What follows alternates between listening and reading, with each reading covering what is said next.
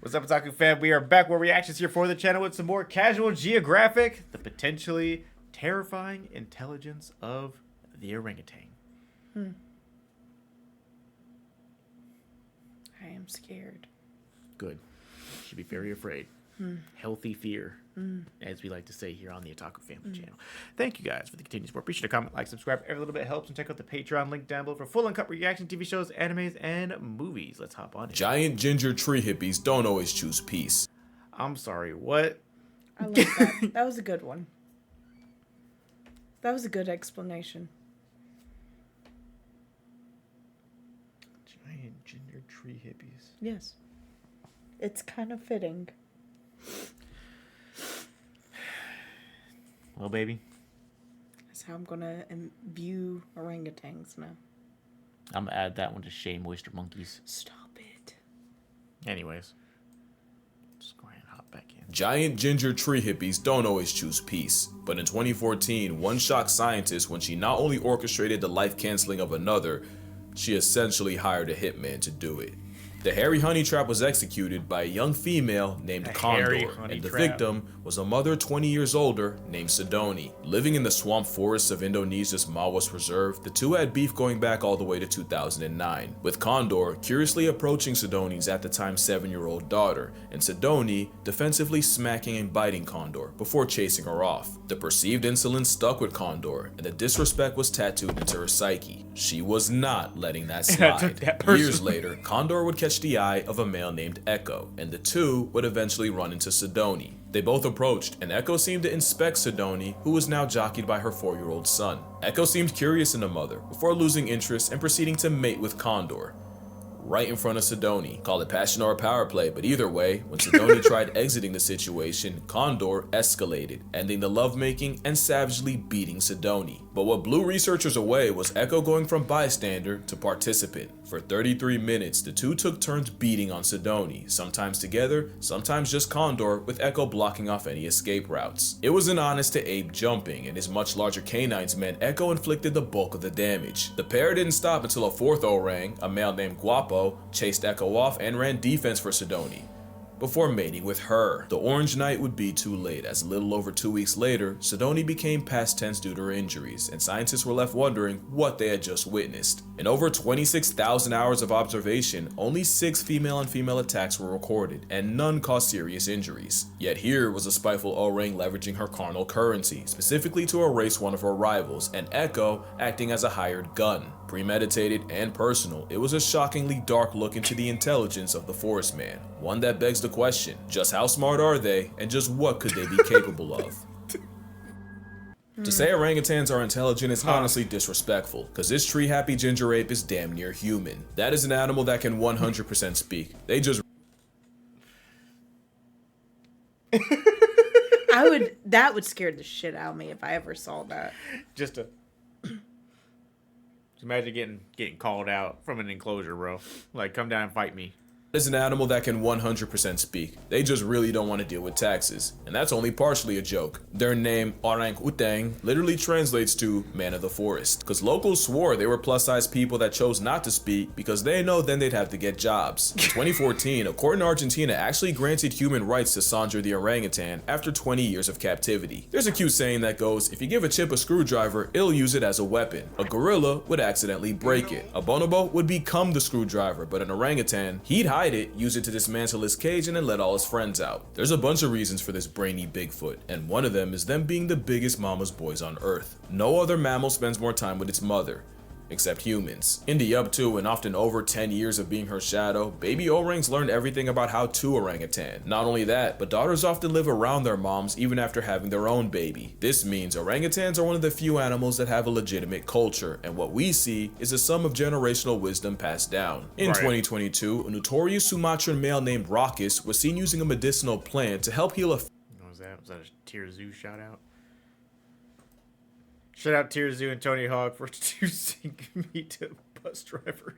male named Raucus was seen using a medicinal plant to help heal a face wound he'd gotten in a fight. The 30-something-year-old applied the chewed-up paste of the OtakuCouple, an anti-inflammatory, antibacterial flowering plant traditionally used to treat malaria and diabetes. Raucus applied the paste for 7 minutes until it covered his wound, and 5 days later, it was completely healed. It's not the first time we've seen animals self-medicate. Parrots will eat clay to detox from all the leaves, and elephants will apparently eat certain plants to induce labor. But what made Raucus so radical is the simple fact that they rarely eat that plant to begin with. There's more evidence of orangs self-medicating with the same plants used by locals, and it's likely this knowledge was taught, and not by humans. Mothers will even teach their young to have the same preferences for food, so that when they get older, they can forage in the same area without directly competing with all the other mother-child pairs. Another thing this citrus simian is smart enough to understand is calculated reciprocity. In this viral video, you see this man Vitaly trade snacks with a zoo orangutan. Not only did the hairy haggler refuse until he understood that he'd be getting something back, I swear you can see him check for zookeepers. If it sounds like a stretch, it's scientifically proven this untaxable entity understands the concept.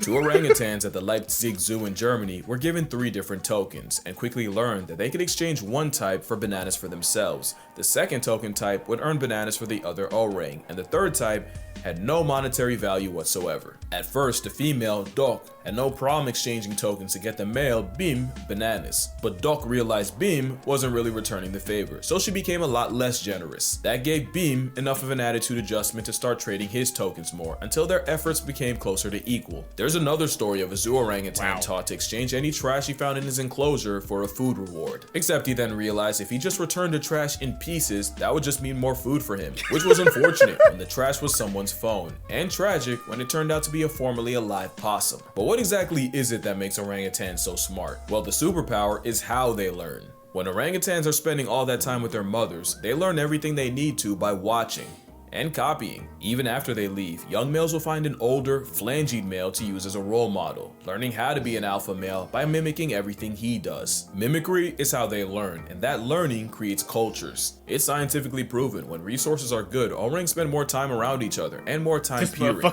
watching, observing the other orangs. It's not just people watching, it's gathering intel, and they don't just do it to each other. Orangs regularly learn things just by watching the humans around them. This male was seen attempting to catch fish after clocking locals doing it, and one female, Supina, tried starting a fire by dipping a glowing stick in kerosene, blowing on it, and even rubbing it with another stick. But this shadow clone jutsu can be wildly inconvenient. Camp Liki is an orangutan research and rehabilitation reserve where the Auburn apes have plenty of opportunities to study humans right back, leading to the trend of orangutans untying canoes from the dock and stealing them, and not even triple or quadruple knots can discourage them. Fun fact, it takes about a 7-hour canoe ride to get to camp, so one documentary crew decided to save time with a speedboat. They lost that time after a redman stole the boat and left them stranded. The power of perception has taught orangs how to breastfeed, drive, and even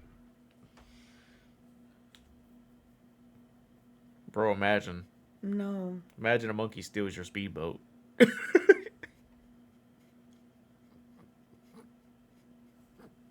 So Imagine having to smart. call that in to your boss.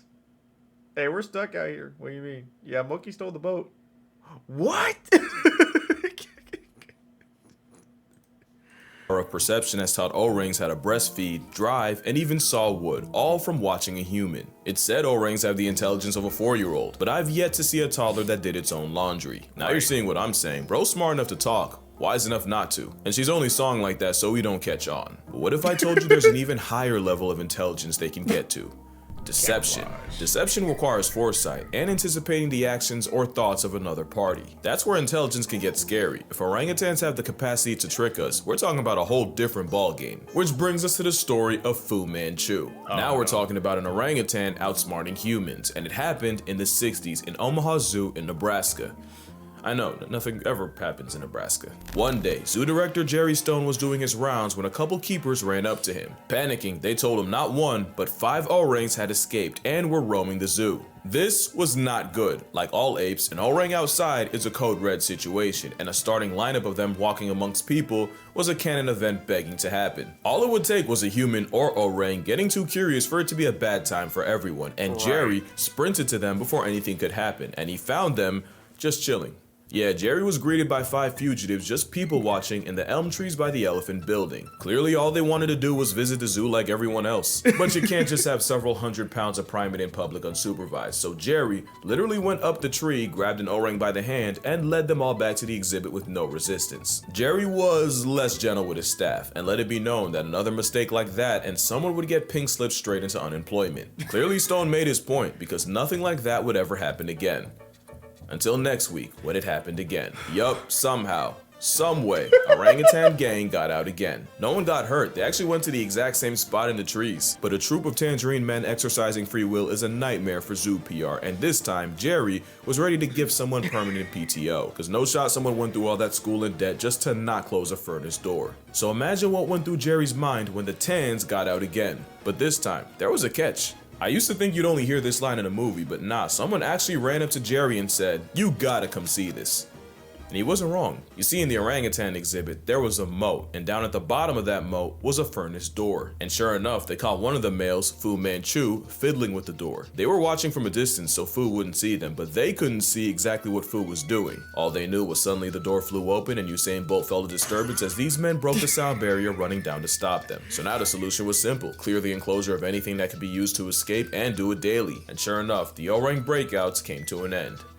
For about a week until it happened again. Jerry wasn't even mad, just tired. Remember, he was a zoo director, and these Mandarin menaces were monopolizing his life. And it was wild perp walking Fu Manchu, who just had to have the biggest eating grin. Jerry noticed a glimmer out the corner of his mouth. He pulls it out, and it all becomes clear. Out was a 4-inch piece of wire bent like a horseshoe that Fu Manchu had stashed between his lower lip and gum. The very hairy Houdini had been using it as a lockpick for weeks and hiding it in his oral wallet. No one taught Fu. Not only did he orchestrate his own emancipation, he had the foresight to realize he couldn't have the key out around keepers or else it'd get confiscated. Fu Manchu would be named an honorary member of the Locksmith Union of the United States, and Jerry Stone would go on to work with several other interesting apes, including a gorilla named Harambe. Fu Manchu wouldn't be the last, or arguably the most creative. 27-year-old Carter used a stick to short-circuit an electric wire, and then used a bunch of sticks as a ladder to climb out her enclosure. She then just sat and enjoyed the view for 30 minutes until her keepers pulled up with tranquilizers, at which point she just went back in. Last year, Kimbali broke out of an $11 million habitat in Toronto by cartwheeling past a wire barrier. Mind you, that habitat opened up the summer before. Bro flexed on them 11 million ways. The important thing is, in none of these cases do you see an orang get out with malicious intent. Most times they just cosplay as people. But what if one did have beef and use his powers for malfeasance? This is Ken Allen. It's the most famous name in orangutan lore, and you wouldn't even know the name if his mother Maggie had succeeded in smothering him before he even got it. He'd be named after the 2 zoo officials that would raise him instead, Ken Willingham and Ben Allen. As a baby, he'd soft launch his shenanigans by regularly unscrewing the bolts of his crib and dismantling it. And once he got too big for a crib, keeper Joanne Thomas would take him around the zoo in a stroller. A decision that arguably cost the zoo thousands. 5 days after moving into his new enclosure, June 13, 1985, Ken climbed a wall and got out. Years before, folks caught Ken building a DIY ladder out of some branches. One thing I didn't mention is living in the trees full time means orangutans literally make their beds every single night. Up to 20,000 in a life. Clearly the craftsmanship carries on. Ken Allen spent his freedom wandering the zoo, taking pictures with patrons, before getting escorted back. Not a great thing to happen, but no one got hurt, the wall he scaled got extended, and surely this wouldn't happen again. July 29th of that year, Ken found a way out again, but this time, his intentions weren't pure. You see, there was another orang, Otis. Ken did not like Otis. Ken hated Otis. He hated him so much that they actually had to be separated because orangs might be an endangered species, but as long as they are roommates, Otis was an endangered individual. So when Ken escaped a second time, he went straight for Otis's corner and chucked rocks at him. That premeditated stoning put him in solitary confinement, but I'm sure Ken will tell you it was worth it. But the reason for the beef might have been jealousy. Otis was the breeding star of San Diego, with nearly 10 kids and 3 wives. Ken hated him as a concept, so the zoo gave him 4.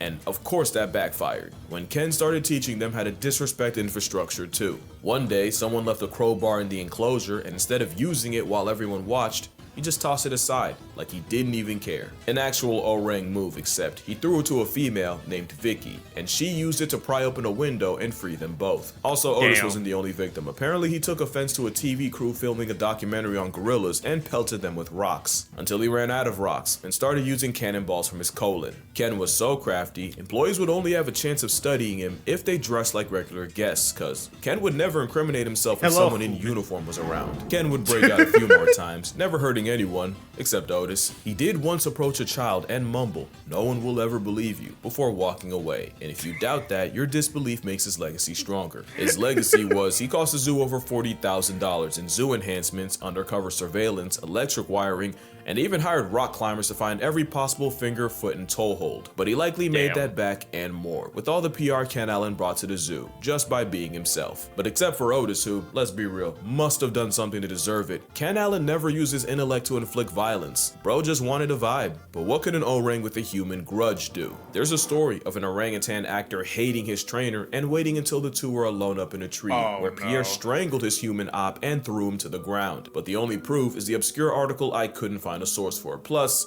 Pierre was probably in the right. Now, Joe's revenge was more than just a story. Joe was an orangutan that appeared in over 100 movies by 1919. This was a time where there were no laws against capturing, selling, and even killing wild orangutans. Universal Studios would take full advantage, and as cute as he was as a toddler, things changed once he became a teen. There would be several incidents with Joe, including a lawsuit where a security guard claimed Joe had mauled him with over 40 bites. There was another time he escaped, and when police pulled up to catch him, Joe stole an officer's gun. But the most infamous case was Joe breaking out of the Universal Zoo, serving straight chaos for 3 days, and even releasing 15 wolves and his elephant friend Charlie on the way out. But Joe did seem to have a code. Not only did he never attack women or children, he'd often defend them. One scene had an actor pretend to spank a child, but because Joe don't play pretend with the little ones, the orang went O-line and leveled the guy. Another scene had Joe's character help wouldn't rob a fuck with lady, that. but when good guy Joe saw the villain looming over her, Joe folded his clothes, with him in them. By 1924, Joe was retired from show business after being deemed too dangerous to work with. Yeah, I ain't gonna lie, it's Team Joe over here. But there's an even darker side to orangutans, so dark that I'ma just drop this. Oh no. Here's an ad while you consider your options. Birute Galdeques is a primatologist and one of the leading experts on orangutans, and in the 70s, she arrived at Camp Liki in Tanjung Putin National Park, where she was immediately warned by native Indonesians that some male orangutans can find humans attractive and occasionally physically and forcefully act on it. She didn't Oh no.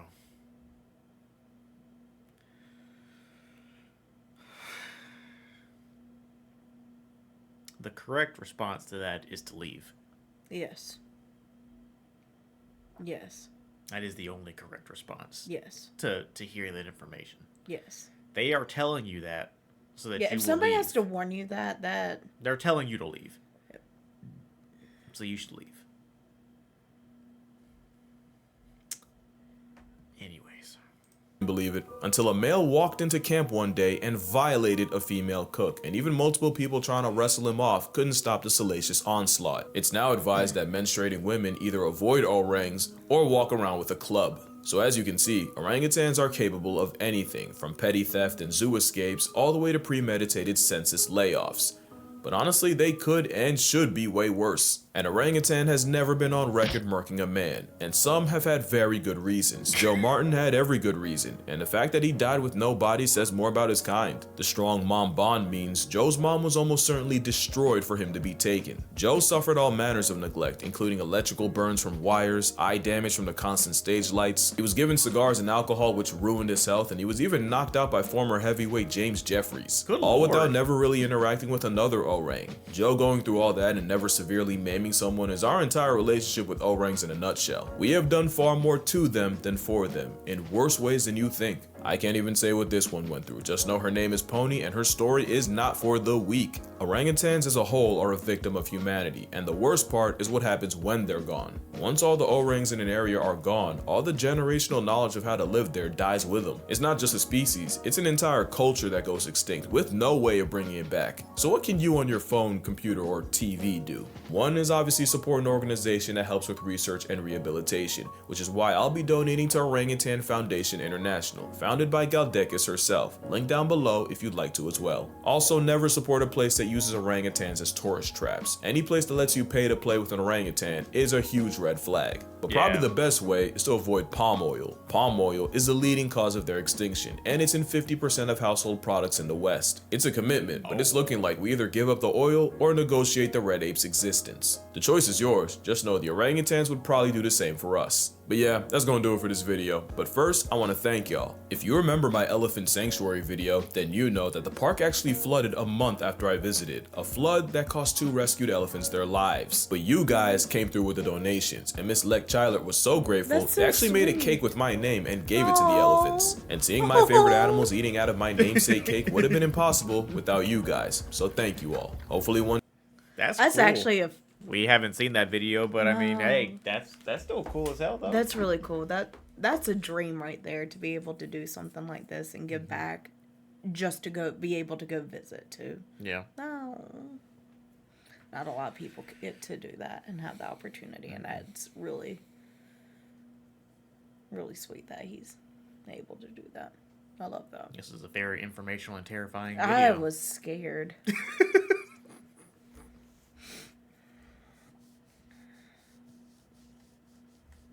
You have nightmares tonight? Yeah. Damn. Thanks for that, Casual.